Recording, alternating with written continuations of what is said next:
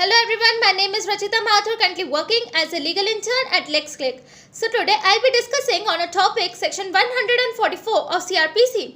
So the law of CRPC empowers the magistrate of any state or union territory in India to pass an order while prohibiting the gathering of 5 or more people in a specified area.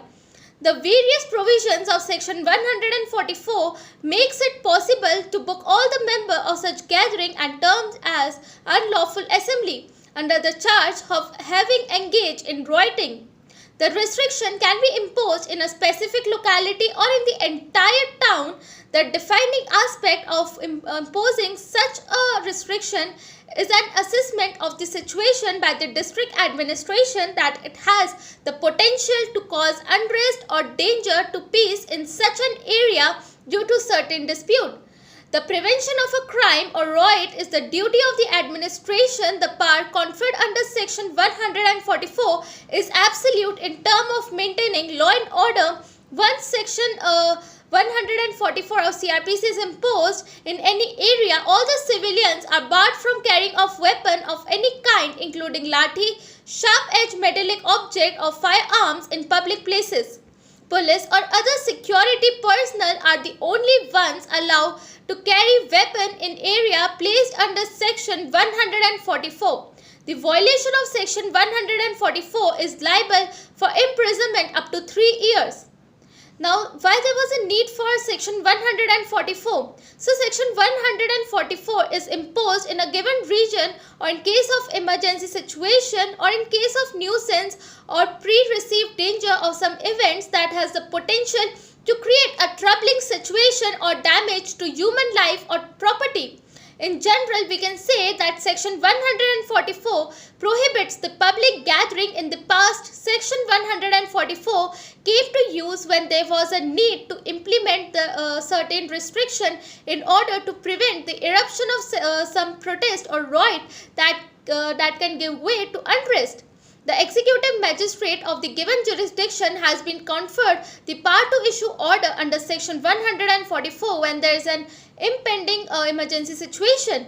Now, the application of section 144 is also places restriction on handling or transporting of any kind of weapon in a given jurisdiction where section 144 has been imposed. In case of any violation with regards to people doing it, any form can be detained and such act can invite the punishment up to 3 years.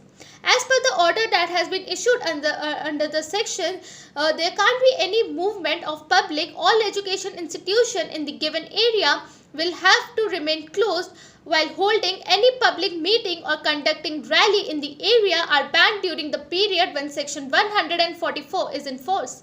In the area where section 144 is in force, it is deemed a punishable offence to obstruct law enforcement agency for disbanding any unlawful assembly in case of any arising need. Section 144 also empowers the authority to stop the internet access in the region. The ultimate purpose of section 144 is to maintain peace and order in the area where trouble could erupt to disrupt the regular life. Section 144 of CRPC further prohibit the conducting of some events which are otherwise allowed during the regular times. The duration of section 144 as a matter of rule for the implementation of section 144 in a given jurisdiction, it is imposed for 2 months, but it can be withdrawn any moment the administration finds the situation has attained normalcy. The government may extend the duration of the restriction imposed under section 144 beyond 2 months, but does not exceed 6 months in one stretch.